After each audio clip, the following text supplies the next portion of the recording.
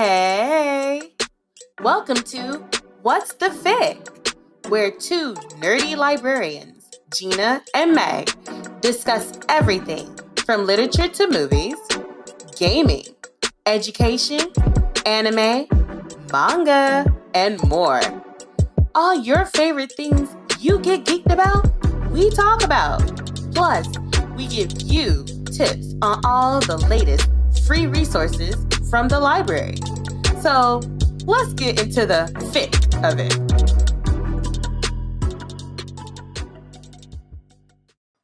All right, welcome to What's the FIC? This is one of your hosts, Megan and Gina. Awesome to be here. This is episode number 1 of our first podcast for Augusta-Richmond County Public Library System. So today we are going to be talking about the one, the only Fruits Basket, the anime and the manga.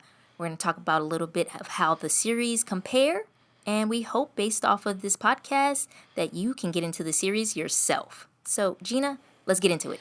All right, so we're going to be talking about one of my most beloved manga and animes, Fruits Basket, which the manga, which of course spurred all these series, was by Natsuki Takaya. So we're going to definitely kind of dive into that. Just to give you a quick synopsis of what the story is about. So Fruits Basket is about a young girl named Toru Honda, who, underneath certain circumstances, ends up living with the Soma family, but they hold a huge secret. So some of the members of the family, when hugged or touched by the opposite sex, turn into one of the 12 animals of the Chinese Zodiac.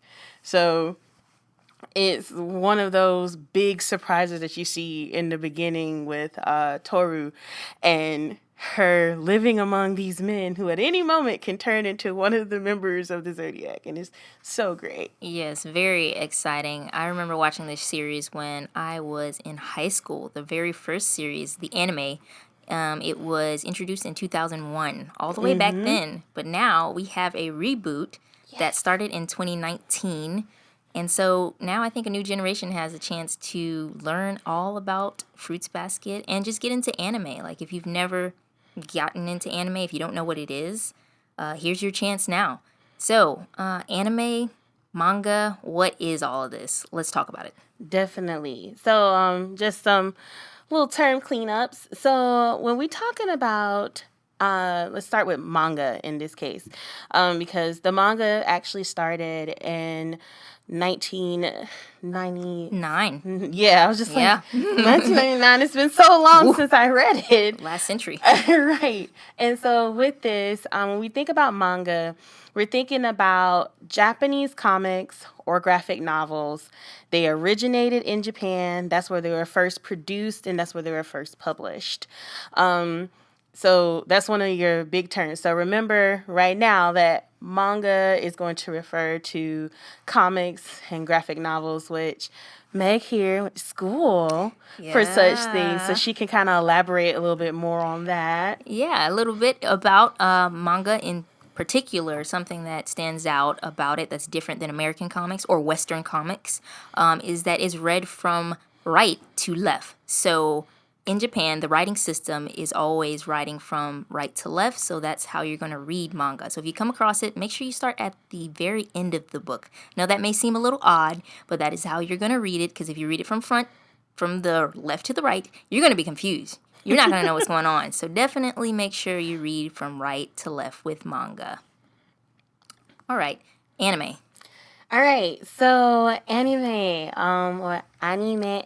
So anime is when we're referring to the animations. That's literally what it's short for. It's short for those animations, what we think of a lot of times as cartoons that were specifically produced in Japan.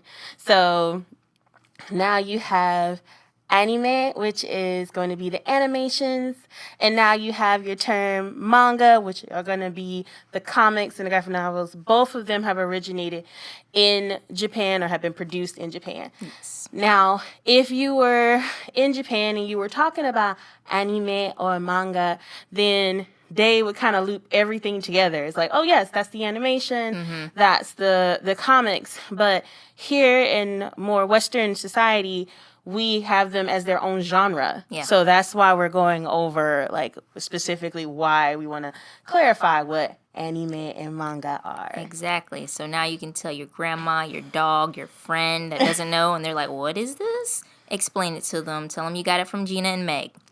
All right. So now we're talking about the series itself. How does the anime compare to the manga, the series from 2001, and the series from 2019? Well, we're going to back up and slow up there. We're going to start with the animes. So, again, just like yourself, Meg, I started this series in 2001. And it was just incredible. I love the Chinese Zodiac story. So having a whole anime that was kind of like surrounded that was amazing. So I would say you watched the 2019, right? Yes. I am behind. I haven't gotten up to date. It's okay. But we're going to just talk about some subtle differences between those two. The start is pretty much the same. Yes. The start is, of course, with Toru, her living in a tent behind the Soma family house. And Shigure, who's the dog who owns the place that she's living behind.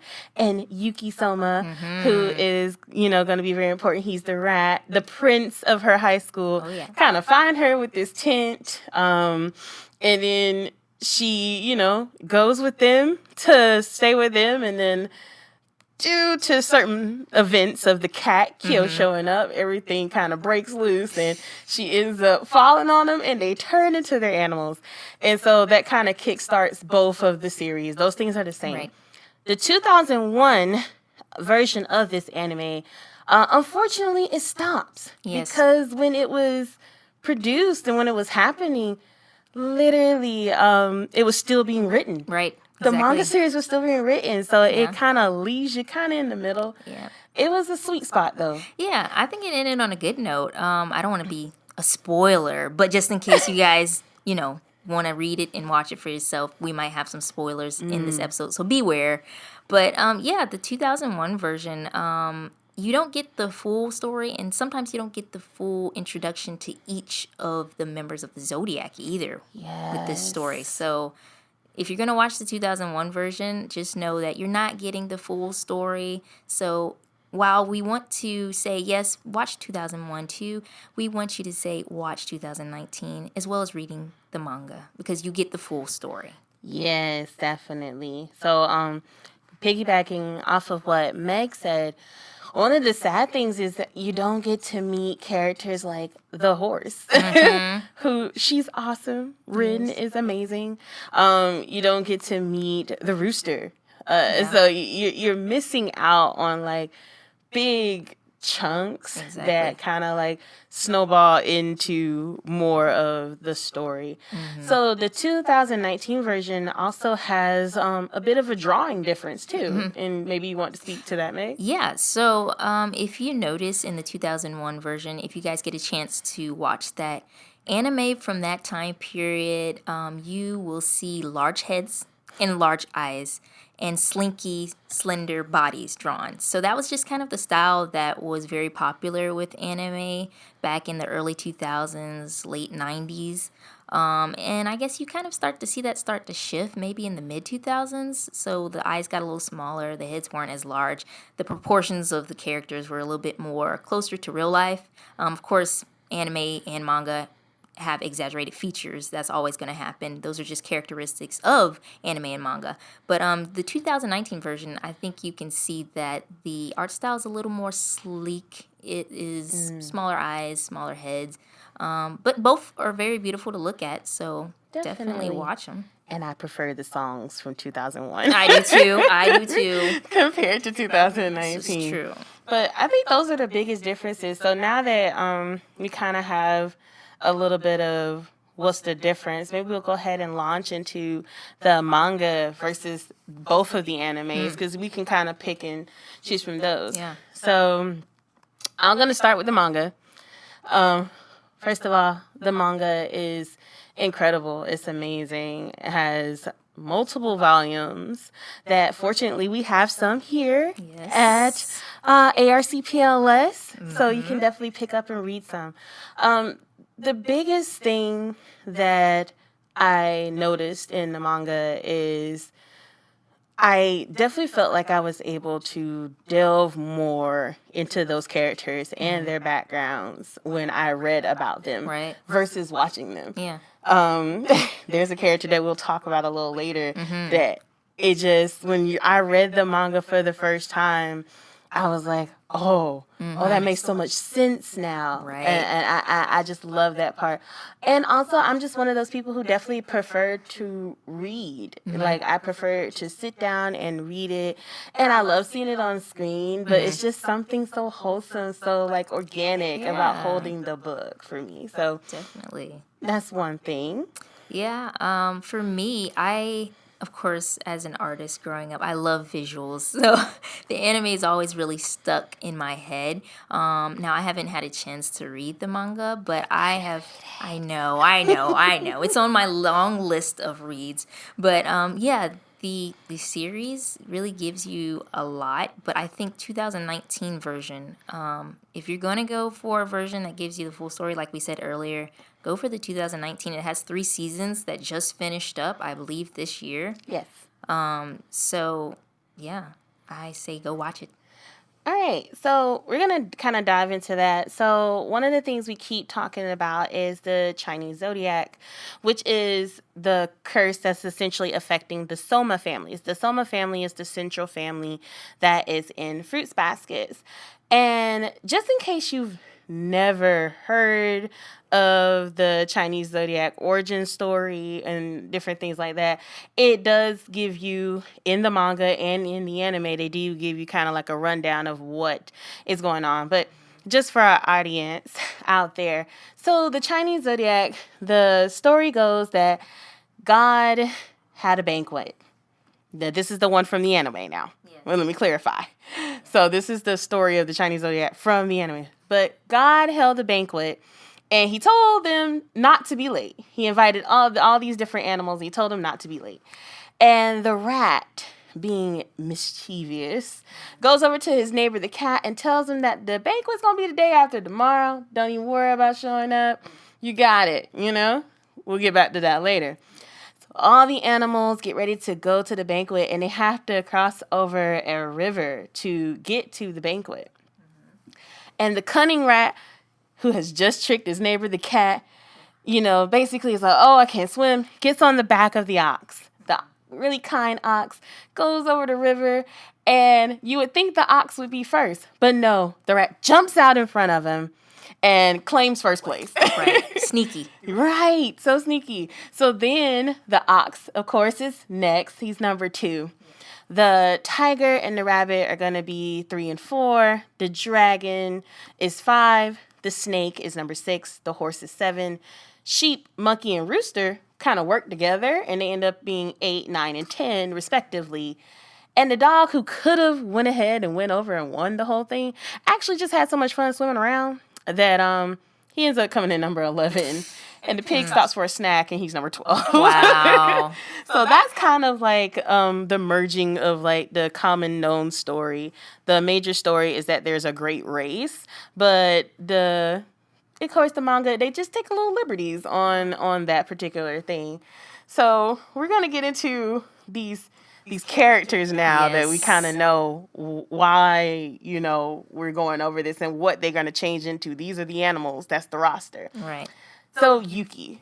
Yuki, he is god of high school. Okay, first of all the little girlies are screaming right now.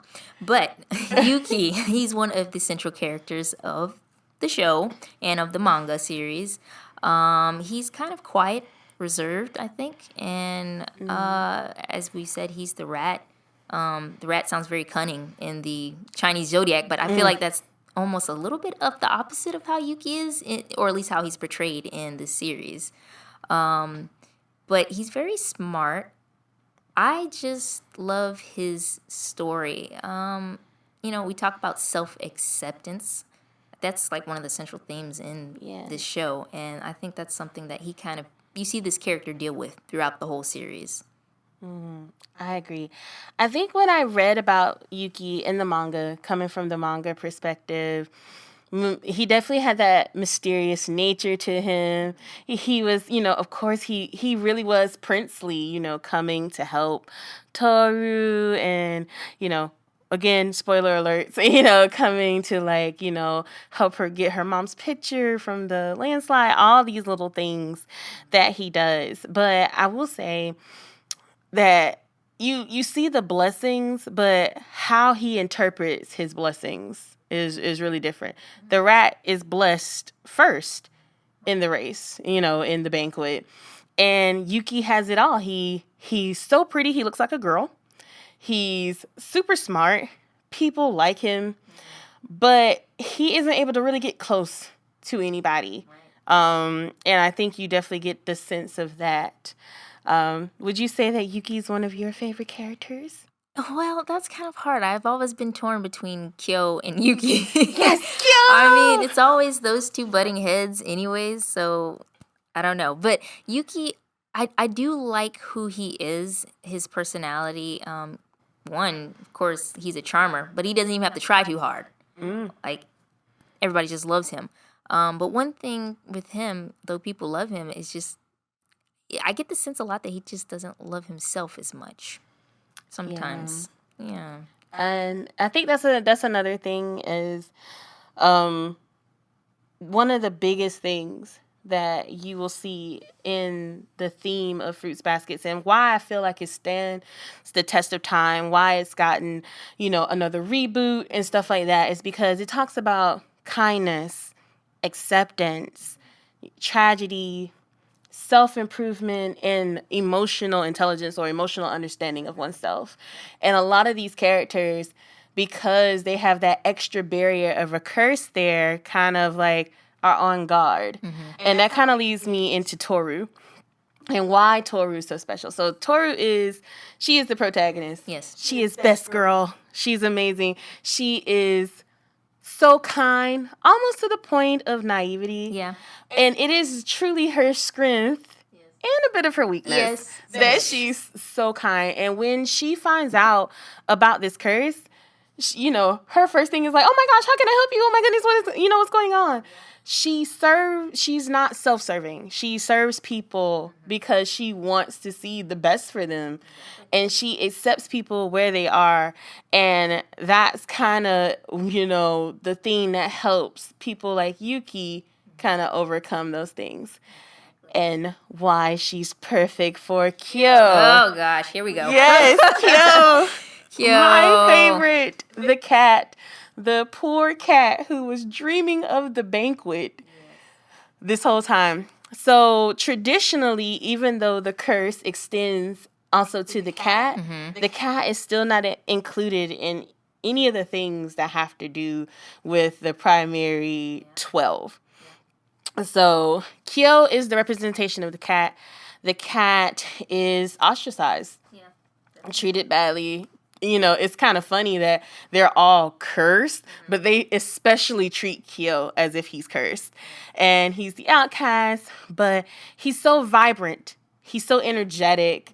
And despite all these things, he's always like raring to go. And him and Yuki are like Tom and Jerry. Yes, so much so.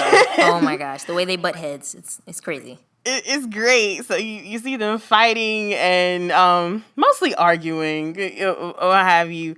And kind of like they have always had this relationship. That's what people expect of them. And Toru comes in and kind of flips that on his head. And they just kind of start to like even out. Like even reading it in the manga, you see little things like, Kyo doesn't yell as much. Yuki just, I feel like Yuki is very introverted, so he thinks about things, but even his mind processes, just change. And Toru is the epitome of kindness. She is that symbol like, I'm going to accept you. And I think that's something that everybody can relate to. I feel like the series definitely is geared towards 14 years of age Yes. and up, because we do talk about some sensitive topics. There's a little bit of language that is in both the manga and in the anime. But who hasn't felt tragedy or loss or wanted to be accepted? Making your own families. Yeah. You know, because Toru comes in and she just fits. Right. She lost her mom in the beginning of the series, before the series even starts. And all of a sudden now she has, well, essentially these three guys all of a sudden become her family.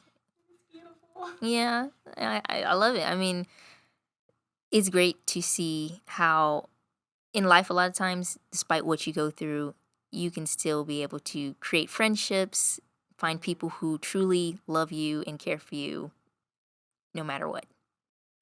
And I feel like she nurtures these characters. So when I talk about these characters, I'm talking about the animals of the Zodiac. And we told you about the main central ones, but she does run into eventually all of the characters of the Zodiac, and even the god character as well, which we'll get to later. But it just makes me think like she loves these people. Like she does grow to love them, but she loves and accepts these people past their pain. So thinking on a character, we're going to do some quick tragic backstories, which is... I've already got my napkin out for my tears. Yes, Hattori. We're going to start with Hattori. Okay, Hattori. Do you want to tell the story of what happened to Hattori? Oh my gosh. Okay, so Hattori is one of the 12 Zodiac characters, and they are part of the Soma family.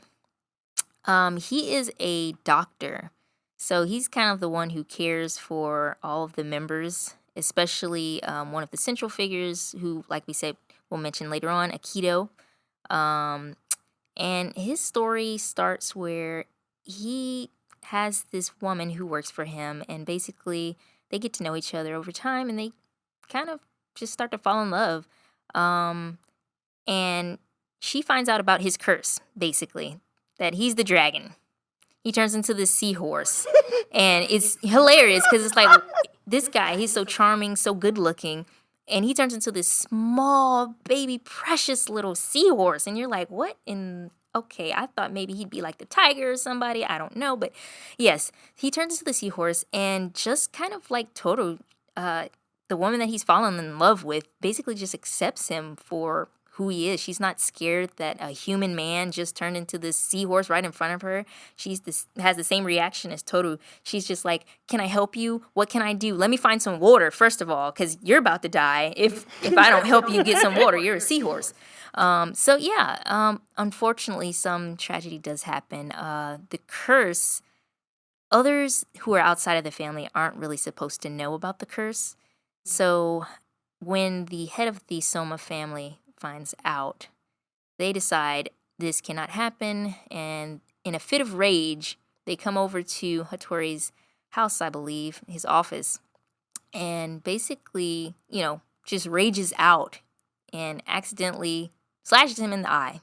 He goes blind, and because of this, the central head of the family, Aikido, starts blaming the woman, like, this is your fault. If you never came into the life of my family, this would have never happened. He would have never gotten hurt. And she just feels so guilty, like she was the one who slashed him in the eye. And it leads her to depression. And at that point, Hattori, they have her memory basically erased so that she can forget the pain that she feels she caused to him. So at that point, he kind of has to let her go. And it's kind of sad because you're like, these two belong with each other. Why? She totally was accepting of who he is. Yeah. Hattori's story definitely... Oh, the tears. Yeah. I feel it.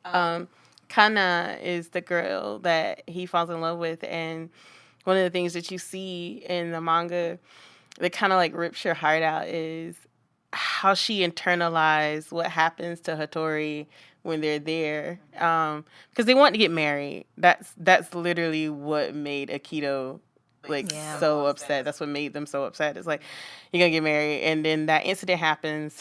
I forgot which eye it is, and she internalizes that because she cares about him so much, and his special power that it really doesn't show that other members have such a special power. So the dragon is really unique in that he can erase memories, Yeah. and he erases the memory of the woman he loves. And like when you see them again in like the anime, like and in the manga, it's Yeah. like she's getting married and he's like so chill. That was like the love of his life, and he's just like, I'm just glad that she can smile again.